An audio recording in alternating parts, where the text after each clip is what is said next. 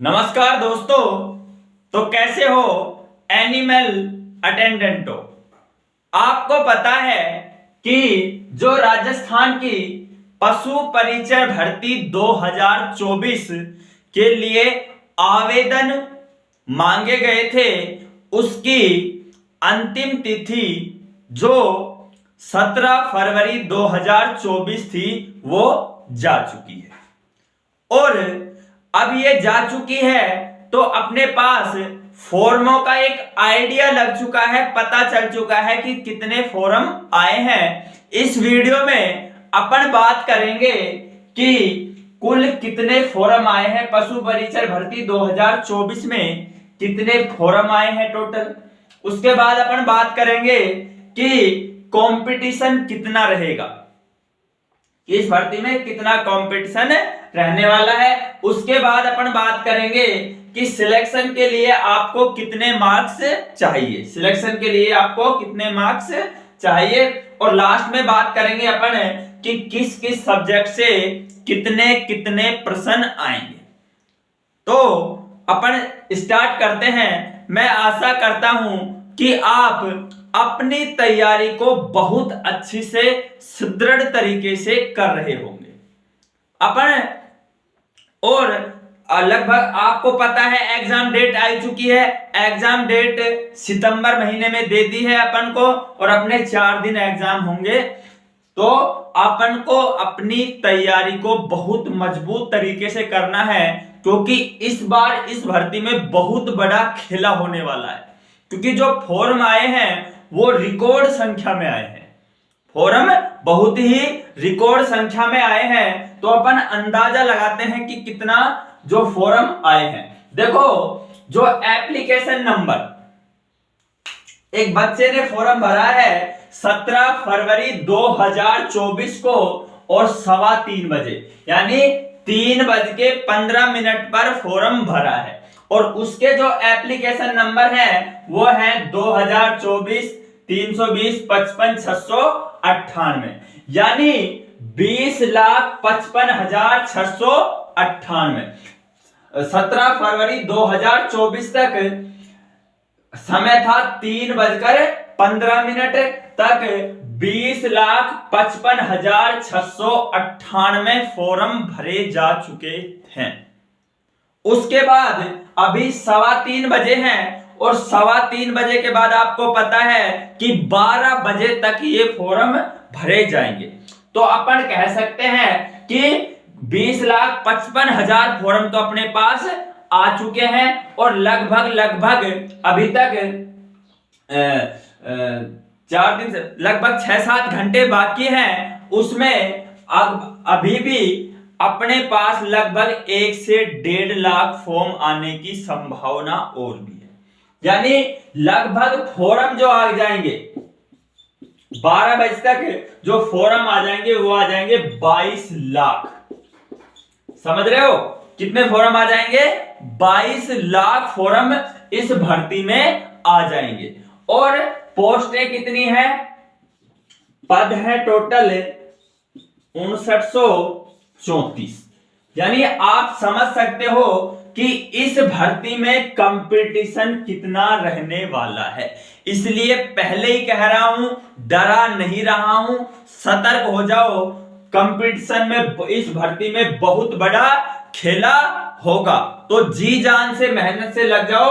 और इस भर्ती में बहुत ज्यादा अधिक कंपटीशन रहने वाला है। देखो, डरना बहुत जरूरी है, डरना बहुत जरूरी है, क्योंकि एक अच्छा योद्धा वही होता है जिसको भय हो, अपनी हार का भय हो। तो डरना बहुत जरूरी है। बाकी फॉर्मों की संख्या 22 लाख है। देखो, निश्चित सी बात है, शेर का मुखौटा लगाने से शेर नहीं बन जाते। फॉर्म सभी ने भर दिया है, क्योंकि 10वीं पास भर्ती है। यहां तक कि ये कंडीशन चल रही है इस भर्ती में, तो ये भी कहा है जो 9वीं पास करके 10th में चल रहा है वो भी फॉर्म भर सकता है। एज का क्राइटेरिया बहुत अधिक है, फॉर्म फीस है नहीं, इस वजह से फॉर्म बहुत अधिक संख्या में आए हैं 22 लाख। तो शेर के मुखौटे लगाने से हर व्यक्ति शेर नहीं बन जाता। वास्तव में फॉर्म 22 लाख है, लेकिन इसमें वास्तविक जो कंपटीटर है, जो वास्तविक में अच्छे तरीके से तैयारी करेंगे, जिनके मध्य कंपटीशन होगा, वो लगभग 1.5 लाख से 2 लाख व्यक्तियों के बीच होगा। 1.5 लाख से 2 लाख व्यक्तियों के बीच ये कंपटीशन रहेगा। अब जिसमें दम होगा वो यहां से बाजी मारकर लेकर जाएगा। तो दिखाओ अपना दम और यहां से एक पोस्ट पर कब्जा करो। उसके बाद अपन बात करते हैं, ये तो हो गई कुल फॉर्मों की, तो लगभग 22 लाख फॉर्म इस भर्ती में आने वाले हैं। इसी वजह से आपको 4 दिन का एग्जाम होंगे। अब वो देखते हैं कि प्रत्येक दिन में शायद 2 पारियों में करवाएंगे, नहीं 8 पारियों में आपके एग्जाम होंगे।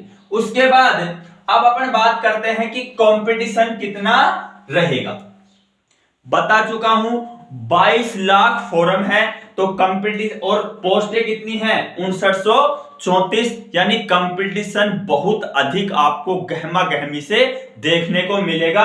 एक एक क्वेश्चन की वैल्यू बहुत अधिक हो जाती है, क्योंकि फॉर्म संख्या बहुत ज्यादा है, भीड़ बहुत ज्यादा है, पोस्टें फॉर्मों की तुलना में बहुत कम है, इसलिए कंपटीशन हाई लेवल का रहने वाला है। इसलिए अपनी तैयारी को बिल्कुल धारदार रखो, जी जान से रखो, और एक छोटी छोटी चीजों पर भी ध्यान दो, क्योंकि आपको पता है कि इसमें माइनस मार्किंग भी है।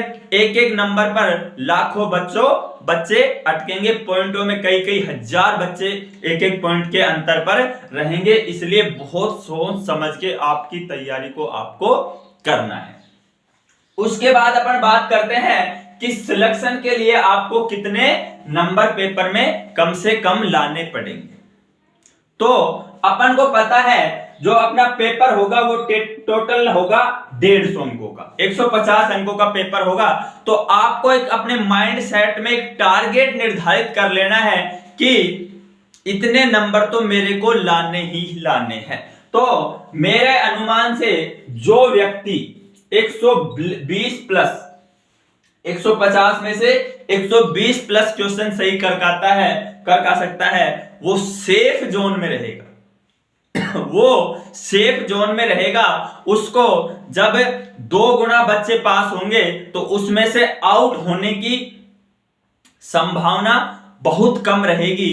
इसलिए अपना जो टारगेट लेके चलो, वो लेके चलो कि मुझे 150 क्वेश्चनों में से 120 प्लस क्वेश्चन करने हैं। अगर 120 से नीचे मैं करता हूं तो मेरे सिलेक्शन की संभावना बहुत कम हो जाएगी। ऐसा नहीं है कि 120 से कम करने पर आपका सिलेक्शन नहीं होगा, क्योंकि अधीनस्थ बोर्ड लेगा, और अधीनस्थ बोर्ड आप जानते हो एग्जाम जिस प्रकार का जीके पूछता है वो माहिर है इस चीज में। तो अगर वो चाहेगा तो पेपर इस प्रकार से सेट करेगा कि ये कट ऑफ आराम से नीचे आ सकती है। लेकिन आपको एक टारगेट निर्धारित करके देखना है कि पेपर किसी भी लेवल का हो, मुझे इस कंपटीशन में फाइट करना है, तो मुझे 120 प्लस का टारगेट लेकर चलना है और इस एग्जाम को फाइट करना है। तो आपका जो टारगेट होना चाहिए वो ऐसा होना चाहिए जिससे आप निश्चित रूप से सिलेक्शन ले पाओ, क्योंकि 120 प्लस का टारगेट लेके चलोगे तब आप 110-15 पर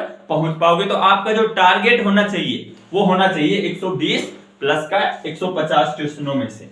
उसके बाद अपन बात करते हैं जो सबसे इंपॉर्टेंट बात है, क्योंकि जो पशु परिचय भर्ती 2024 का सिलेबस जारी किया गया है उसको बहुत अच्छे तरीके से डिवाइड नहीं किया गया है। बस केवल लिख दिया गया है कि 45 क्वेश्चन बी पार्ट के आएंगे और 105 क्वेश्चन ए पार्ट में आएंगे, और उनका नाम डाल दिया गया है। इस सब्जेक्ट को पूरे रूप से अच्छी तरीके से विस्तृत नहीं किया गया है। तो आपका जो बी पार्ट रहेगा, बी पार्ट में क्वेश्चन आएंगे कितने, टोटल 45। इसमें आप कोशिश करो, खूब अच्छे से कोशिश करो, और अपना जो टारगेट रखो वो रखो कि मुझे 37 से 40 क्वेश्चन यहां से लेकर आने हैं, चाहे कुछ भी हो जाए, क्योंकि ज्यादा बड़ा सिलेबस नहीं है बी पार्ट का। ज्यादा निश्चित आपको बाकायदा टॉपिक दे रखे हैं। ए पार्ट में तो फिर भी आपको उलझा रखा है, उसने टॉपिकों में डिवाइड नहीं किया है, लेकिन बी पार्ट में आपको बाकायदा टॉपिक लिख रखे हैं कि ये इस टॉपिक में से और इतने 45 क्वेश्चन पूछे जाएंगे। तो बी पार्ट को बिल्कुल अच्छे से रट्टा मार लो। तो आपका जो टारगेट होना चाहिए 45 में से 37 से 40 क्वेश्चन बी पार्ट में जो बच्चा सही कर पाएगा वो सिलेक्शन की दौड़ में बहुत आगे रहेगा। उसके बाद जो अपना पार्ट ए है, पार्ट जो ए है उसमें केवल और केवल पेचीदा मामला कैसे दे रखा है, उसने लिख रखा है कि राजस्थान के संदर्भ में जीके, सामाजिक अध्ययन, गणित और साइंस और करंट अफेयर। अब उसने ये डिवाइड नहीं किया कि मैथ के कितने क्वेश्चन आएंगे, साइंस के कितने क्वेश्चन आएंगे और जीके के कितने क्वेश्चन आएंगे। तो मेरा मानना यह है, और आप देख लेना लास्ट में एग्जाम में रहेगा भी यही, कि जो 60 क्वेश्चन होंगे, 60 क्वेश्चन होंगे वो होंगे राजस्थान जीके के। राजस्थान जीके के कितने क्वेश्चन होंगे? 60 क्वेश्चन। और इन 60 क्वेश्चनों में से आपको 48 से 50 क्वेश्चन करके आने हैं, क्योंकि राजस्थान का एग्जाम है, राजस्थान जो जीके है वो बच्चों का बहुत अच्छा है। और फॉर्म आपको पता है सभी ने भरा है, चाहे वो आरएस की तैयारी कर रहा है, मेरे बेटे सारे मुंह पर लपेट लपेट के कपड़ा, सभी ने पशु परिचर का फॉर्म भर दिया है। तो कंपटीशन बहुत अधिक रहेगा, इसलिए राजस्थान जीके में आपको लगभग 60 क्वेश्चनों में से 48 से 50 क्वेश्चन करके आने हैं। कंठस्थ कर लेना इस चीज को। उसके बाद जो दूसरा रहेगा मैथ है, उसके बाद करंट अफेयर है और साइंस है। मैथ, करंट अफेयर और जो साइंस के जो क्वेश्चन हैं वो रहेंगे कितने? 60 हो गए, 45 क्वेश्चन। 45 क्वेश्चन किस किस के रहेंगे? मैथ के भी आ गए, उसमें करंट अफेयर भी आ गई और क्या आ गई? साइंस भी आएगी। उनको मिलाकर आपके लगभग 45 क्वेश्चन पूछे जाएंगे और इन 45 क्वेश्चनों में से आपको 35 से 40 क्वेश्चन कर कर आने हैं। अगर आप इतने क्वेश्चन कर पाते हो तो आप सिलेक्शन की दौड़ में बहुत आगे हो।